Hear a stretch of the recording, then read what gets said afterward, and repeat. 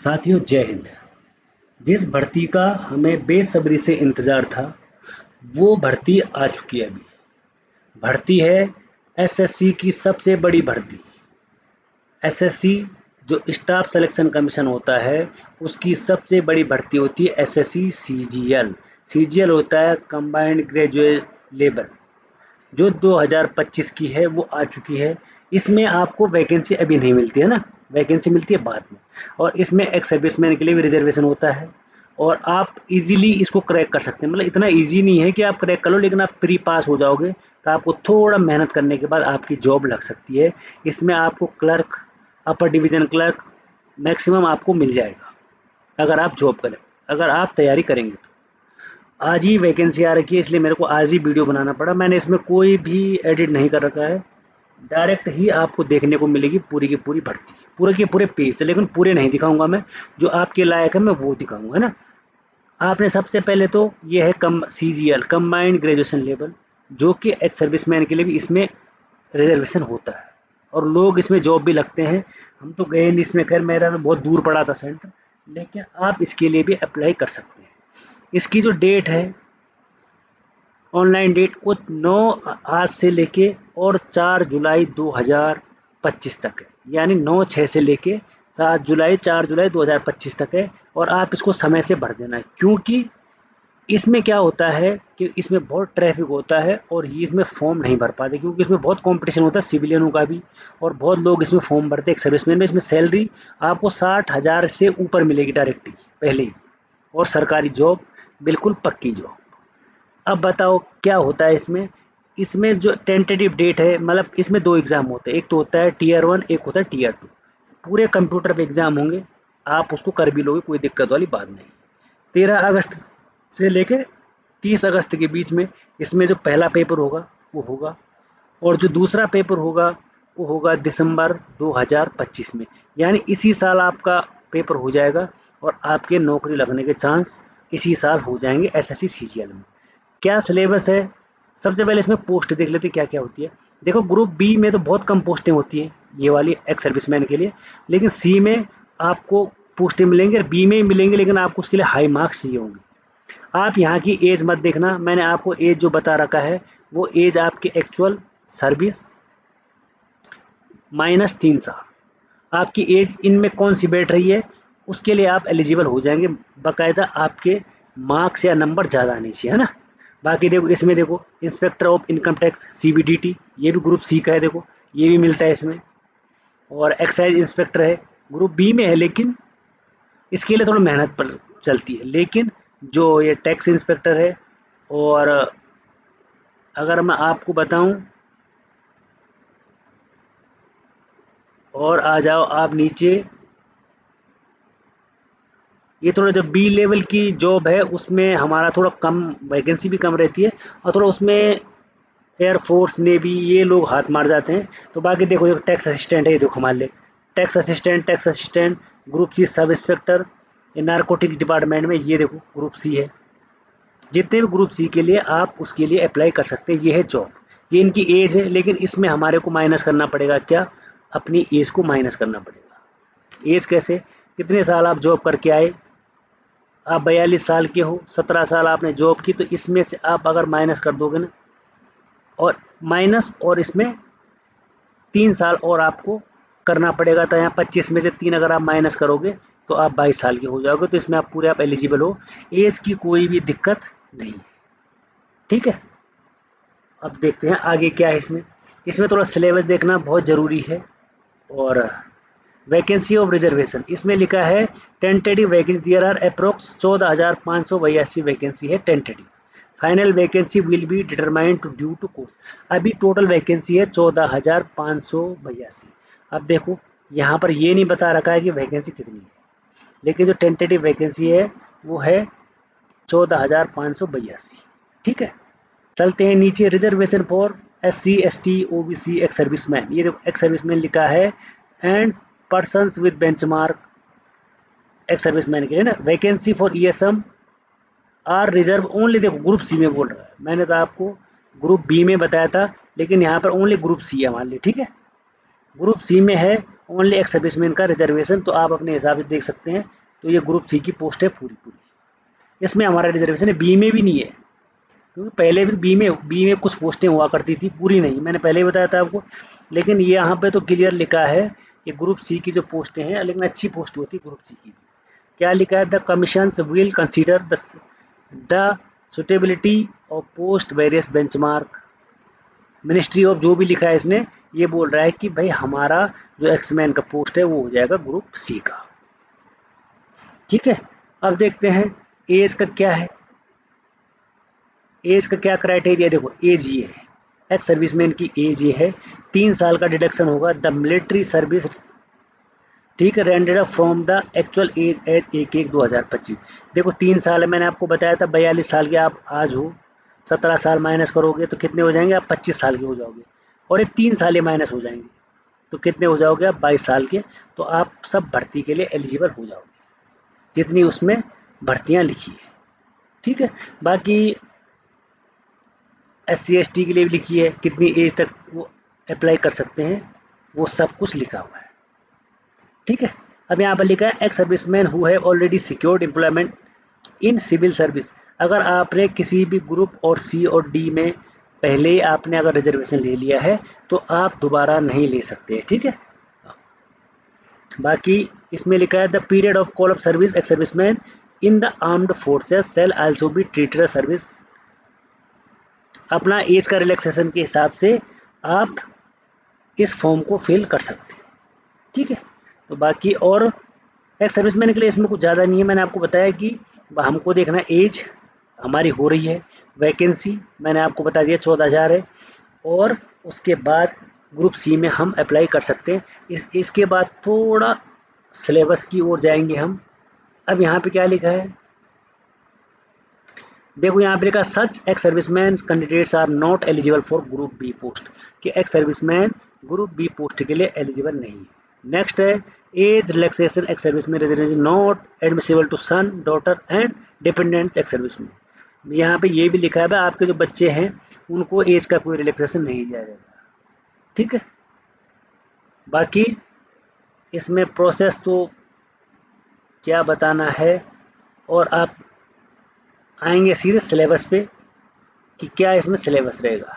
2 exam होंगे, tier 1 और tier 2, इसमें एग्ज़ाम हो जाएंगे।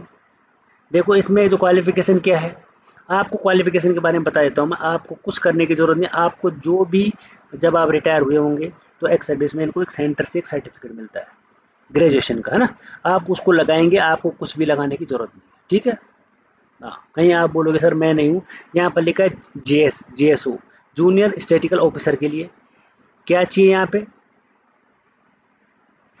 Bachelor degree in any subject, या आपको 60% मार्क्स या 12 पास चाहिए आपको। ठीक है, यहाँ पे पूरा पोस्टों के लिए आपको लिखा मिलेगा कि भाई क्या क्या चाहिए, लेकिन आपको खाली ग्रेजुएशन का सर्टिफिकेट चाहिए एक्स सर्विसमैन को। बाकी हमारे को कोई भी लेना देना नहीं है किसके लिए क्या चाहिए, किसके लिए क्या चाहिए। ठीक है, आपको पता नहीं कोई बढ़ा के बताएगा। अप्लाई कैसे करना है मैंने आपको बताया, ssc.nic, ये लिखा है देखो ssc.government.in पे आप इसके लिए अप्लाई कर सकते हैं। ठीक है, और इसके लिए OTR भी होना बहुत ज़रूरी है, यहाँ पे लिखा है देखो all candidates one time registration, आपको इसके लिए करना पड़ेगा, तभी जाके आप इस पर अप्लाई कर सकते हैं, और अप्लाई ज़रूर करना आपने। अगर आप अप्लाई नहीं करते तो फिर कोई फ़ायदा नहीं है आपको इस उसमें पेपर देने का, क्योंकि इसमें आपका हो जाएगा, मैं उम्मीद करता हूँ, क्योंकि ज़्यादा वैकेंसियाँ होती है ठीक ठाक, और बंदे इसमें पास भी हो जाते हैं। फीस आपके लिए कोई भी फीस नहीं होगी इसमें। इसमें देखो लिखा है फीस, जो जितने भी एक्स सर्विसमैन हैं उनके लिए लिखा है exempted from payment of fees. X serviceman के लिए कोई भी इसमें फीस नहीं लगती। मेरे को वैसे भी पूरे नोटिफिकेशन वैसे ही याद है, लेकिन फिर तुम बोलोगे कि सर आप तो वैसे ही फेंक रहे हो। नहीं तो मेरे को जो आप बैंक का बोलोगे, बैंक का SSC का बोलोगे, हमने कोई भी एग्ज़ाम नहीं छोड़ रखे हैं, तो पूरे हमारे को सिलेबस और पूरा याद है वो। ठीक है, अब ये बोल रहे हैं भाई विंडो कब से खुलेगा, कब से आप फॉर्म भर सकते हैं। आज 9 तारीख है और मैं बना रहा हूँ वीडियो रात के 11:15 बजे, तो अब विंडो खुल चुका है 11 बजे से। तो आप अभी तो नहीं भर सकते फॉर्म, लेकिन आप बाद में इस फॉर्म को कल 10, 11, 12 तारीख को आप भर सकते हैं। सेंटर आपके यहाँ पे है, देखो कहाँ कहाँ पे सेंटर रीजन है, ईस्टर्न रीजन है, जो भी आपका रीजन है उसमें आप फॉर्म भर सकते हैं और अपना सेंटर चुन सकते हैं। अगर कोई सेंटर रीजन का है बिहार और उत्तर प्रदेश का, तो उनके लिए देखो कानपुर, लखनऊ, वाराणसी, ठीक है। और अगर आप नॉर्थ रीजन में आएंगे तो आपको ये नॉर्थ ईस्ट है, और नॉर्थ रीजन में आएंगे आप दिल्ली, राजस्थान और उत्तराखंड में, तो आपके लिए देखो देहरादून, हल्द्वानी, रुड़की, दिल्ली, अजमेर, बीकानेर, सीकर, जोधपुर, जयपुर, उदयपुर में आपको सेंटर देखने को मिल जाएगा, ठीक है। बाकी आपके लिए देखो नॉर्थ वेस्टर्न में मोहाली, चंडीगढ़, शिमला, जम्मू, सांबा, श्रीनगर, तो यहाँ पर आपको सेंटर देखने को मिल जाएगा। जब आप फॉर्म भरोगे तो आप अपने नज़दीकी क्षेत्र में ज़रूर एग्ज़ाम देने के लिए ज़रूर फॉर्म भरना, ताकि आपको कहीं दूर नहीं जाना पड़े प्री और मेंस देने के लिए। अब आ जाओ तुम scheme of the exam. Examination का क्या प्रोसेस है? एग्जामिनेशन का प्रोसेस है, पहले टीयर 1 होगा, फिर टीयर 2 होगा। डेट मैंने आपको बता दी कि टीयर 1 कब होगा, टीयर 2 कब होगा। अगस्त में टीयर 1 की डेट है और दिसंबर में टीयर 2 की डेट है। देखो जब टीयर 1 होगा तो क्या क्या आएगा पेपर में, देखो जनरल इंटेलिजेंस और रीजनिंग। रीजनिंग आएगी 25 क्वेश्चन आएंगे 50 नंबर के, और जीके आएगा 25 नंबर का 50 क्वेश्चन 50 मार्क्स का, और मैथ्स आएगी 25 क्वेश्चन 50 नंबर की, यानी एक क्वेश्चन 2 नंबर का होगा, और इंग्लिश भी सेम आ जाएगी। आप समय इसमें थोड़ा कम होता है, 1 घंटा, 1 our and 20 minutes for the candidate eligible for, 1 घंटा इसमें टाइम होता है। आपने 1 घंटे में इतने क्वेश्चन करने हैं तो वो भी जाएंगे, वैसे कोई दिक्कत वाली बात नहीं। There will be negative marking, इसमें नेगेटिव मार्किंग भी होती है, यानी अगर आप गलत करते हो तो आपको नेगेटिव मार्किंग भी देखने को मिलेगी। आपको ये भी बताया जाएगा जब इसका रिजल्ट आएगा तो कितनी कट ऑफ गई। आप मेरा वीडियो देख लेना, उसमें मैंने बता रखा है कि कितनी सीजीएल की कट ऑफ जा रखी है। अब आता है सेक्शन 1, ये पेपर 2 है। अगर आप पेपर 1 निकाल देते हैं तो ये पेपर 2 है। देखो मैथ्स है, रीजनिंग है, 30-30 क्वेश्चन आएंगे, ठीक है। 60 क्वेश्चन है, एक क्वेश्चन 30 नंबर का होगा तो 180 नंबर का हो जाएगा। फिर आ जाएगा सेक्शन बी, ये 2 घंटे एंड 15 मिनट का होगा, इसमें 70 क्वेश्चन होंगे 210 नंबर के। और सेक्शन 3 कंप्यूटर का टेस्ट होगा, 20 क्वेश्चन होंगे 3 नंबर का होगा, 60 आपके यहाँ पर मार्क्स मिल जाएंगे। और बाकी ये जो डाटा एंट्री ऑपरेटर है आपके लिए नहीं है, इसको रहने दो ना, ये आपके लिए नहीं है, आपके लिए खाली यही हो जाएगा फिर 1, 2, 3, ठीक है। और यहाँ पर लिखा है tier 2 will include conducting paper 2 separate shift per day, first compulsory of all post. ये जो पहला वाला है वो सभी पोस्टों के लिए है, बाकी जो नीचे वाले हैं ये जिसने जो पोस्ट भरी होगी ये उसके लिए हो जाएगा, ठीक है। बाकी इसमें आपको कुछ भी देखने को नहीं मिलेगा, बाकी इसमें सब रामायण की है, वो हमारे कोई भी काम की नहीं है, जो हमारे काम की थी। ये देखो अब क्या क्या आएगा, सिलेबस क्या है टीयर 1 में, रीजनिंग में क्या है, ये पूरा है रीजनिंग में, आपको रीजनिंग पढ़नी पड़ेगी। और जीके में आपको यहाँ पर देखने को मिलेगा कि क्या क्या इकोनॉमी है, जनरल पॉलिसी है, मैथ्स में आपको सब मिलेगा। ये देखो हाइट एंड डिस्टेंस, ठीक है, और फ्रीक्वेंसी, पॉलीगन, इंग्लिश ये लिखा है। मैथ्स में देखो नंबर सिस्टम है, फंडामेंटल है, अलजेब्रा है। तो ये तो रामायण है, मैं इससे आगे आप आगे जाने का फिराक में नहीं हूँ कि क्या क्या इसमें आएगा, ठीक है भाई। आपको चाहिए आधार कार्ड जब आप फॉर्म भरोगे, voter ID, driving licence, PAN card, passport, I card, जो भी एक्स सर्विसमैन के लिए discharge book issued by ministry of defence. आपको डिस्चार्ज बुक की रिक्वायरमेंट होगी जब आप फॉर्म भरते हैं, जब आप भर्ती हो जाते हैं तो तब आपको वहाँ पे ये चीज़ दिखानी पड़ेगी। और डीवी के टाइम में डॉक्यूमेंट वेरिफिकेशन डीवी होगा जब, तो तब आपको मैसेज आ जाएगा कि आपने कौन कौन से डॉक्यूमेंट्स ले जाने हैं। बाकी ये जो अलग से पोस्ट है ये हमारे लिए नहीं है, हमारे लिए केवल ग्रुप सी की पोस्टें हैं, तो ये अलग पोस्टें उनके लिए होती है जो सिविलियन या फ्रेशर बंदे होते हैं। बाकी इसके अलावा मोड ऑफ सिलेक्शन आपको बता दिया है कि मिनिमम जो क्वालिफाइंग मार्क्स है हमारे को 20% मार्क्स चाहिए होते हैं, यानी अगर पेपर 100 नंबर का होगा तो हमारे को 20 नंबर चाहिए होते हैं, लेकिन इससे काम नहीं चलेगा, ठीक है। पेपर वैसे 200 नंबर का होगा तो हमारे को फिर 40 नंबर चाहिए होंगे, तब जाके हम टीयर 1 पास कर पाएंगे। बहुत कम मार्क्स है और टीयर 2 में हमारे को 30% नंबर चाहिए होंगे। ठीक है, थोड़ा और ज़्यादा हमारे को नंबर चाहिए होंगे अगर टीयर 2 हमने पास करना है तो। ठीक है, 20% और 30%, बाकी इसमें कुछ नहीं है। ठीक है साथियों, बाकी अगर इससे नीचे कोई आपको बताता है कि क्या क्या है कैसे है, तो उसके लिए मैं माफ़ी चाहता हूँ, ऐसा कुछ भी नहीं है, है ना। बाकी तो आपको ये देखो, ये फॉर्म आ जाएंगे, ये हमारे किसी भी काम के नहीं है। लेकिन इस सीजीएल के फॉर्म को आप ज़रूर भरिएगा और एक बार ट्राई कीजिएगा कि, और एसएससी की सबसे बड़ी भर्ती है। इसके बाद आएगा सीएचएसएल, उसके बाद आएगा सीपीओ, उसके बाद आएगा एमटीएस और फिर आएगा एसएससी जीडी।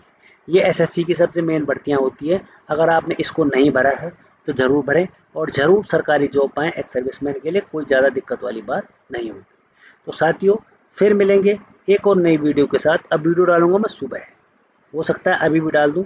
तो फिर मिलेंगे एक और नई अपडेट के साथ, एक और सरकारी जॉब के साथ। तब तक के लिए थैंक यू और धन्यवाद। आपका दिन शुभ रहे, शुभ रात्रि।